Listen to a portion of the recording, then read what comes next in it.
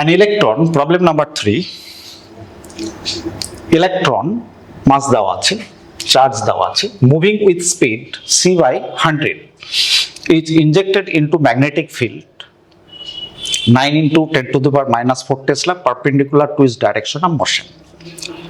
We wish to apply a uniform electric field together with the magnetic field so that the electrons does not deflect from its path. ইলেকট্রনটা straight লাইনে move করবে, does not deflect with its path মানে straight লাইনে move করবে, যে ডাইরেকশনে ও ঢুকেছে magnetic ফিল্ডে সেই ডাইরেকশনেই মুভ করবে।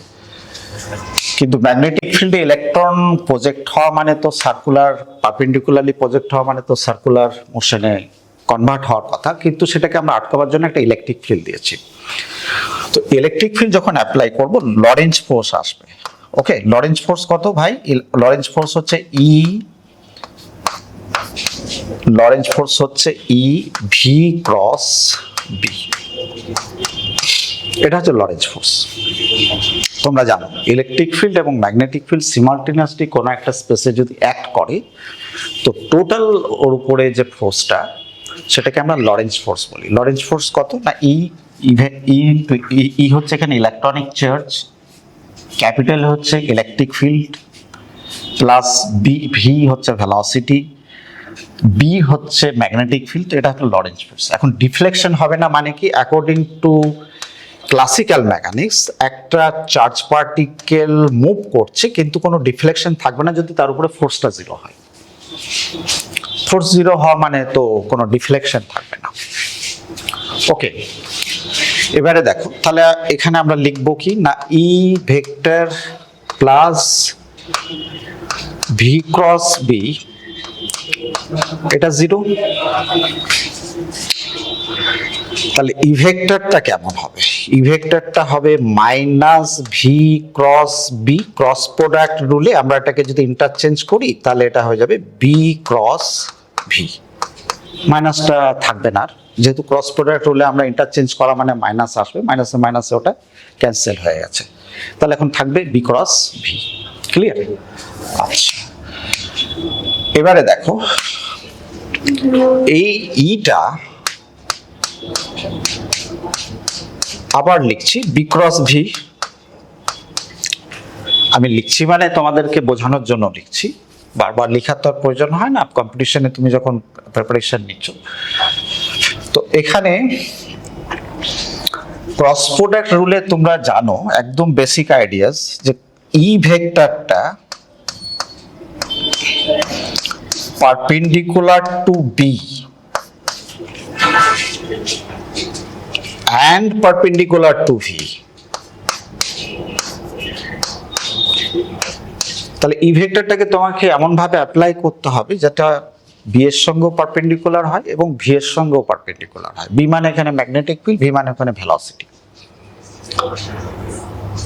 তাহলে এই অপশন দুটো থাকবে না, E parallel to B, parallel to B থাকবে না, পারপেন্ডিকুলার, তাহলে E perpendicular to B, perpendicular to B. এবার আমাকে দেখতে হবে যে ম্যাগনিটিউডটা কত, ইলেকট্রিক ফিল্ডের ম্যাগনিটিউডটা কত। ওকে, ইলেকট্রিক ফিল্ডের ম্যাগনিটিউড, ওকে, এই ই বাই বি এটাকে আমরা লিখব সি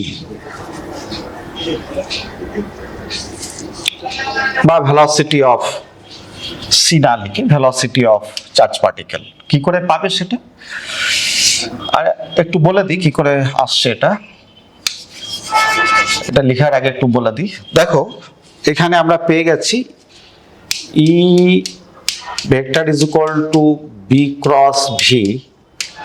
আচ্ছা, প্রবলেমে বলা আছে বি আর ভি পারপেন্ডিকুলার, চার্জ পার্টিকেলটার সঙ্গে ম্যাগনেটিক ফিল্ডটা পারপেন্ডিকুলারলি অ্যাক্ট করছে। তাহলে ইজ ইকুয়াল টু আমরা এখানে কি লিখবো? ইজ ইকুয়াল টু আমরা লিখবো বিভি। তাহলে ভেলোসিটি অফ চার্জ পার্টিকেল কত হবে? ভেলোসিটি অফ চার্জ পার্টিকেল হচ্ছে ই বাই বি। ই কত? ও আচ্ছা, ই তো বের করতে হবে।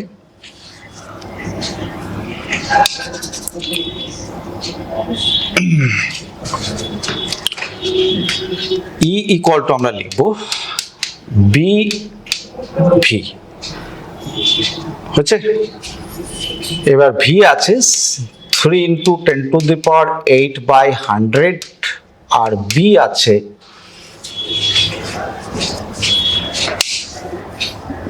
আছে তোমার 9 into 10 to the power -4,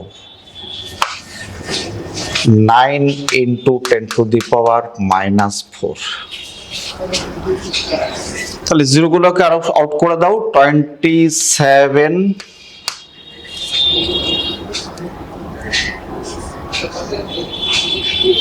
9 into 3 27, এখানে জিরো আউট করে দাও, এখান থেকে চারটে জিরো আউট হয়ে যাবে, 10 to the power 4, এখানে 10 to the power 2 volt per metre. Okay, তার মানে আমরা option B is the right option. এইটা একটা বিষয়, তার মানে তোমরা যদি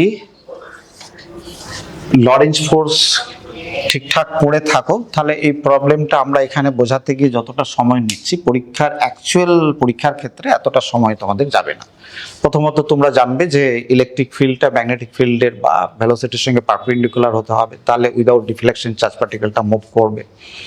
আচ্ছা, বি আর ভি যেহেতু দুজনের সঙ্গে পারপেন্ডিকুলার আছে, তাহলে এখানে simple equation is equal two বিভি আসবে। আর সেক্ষেত্রে ভি কত না ই বাই বি, এখান থেকে একটু হালকা ক্যালকুলেশন করে তুমি অপশনে পৌঁছে যেতে পারবে।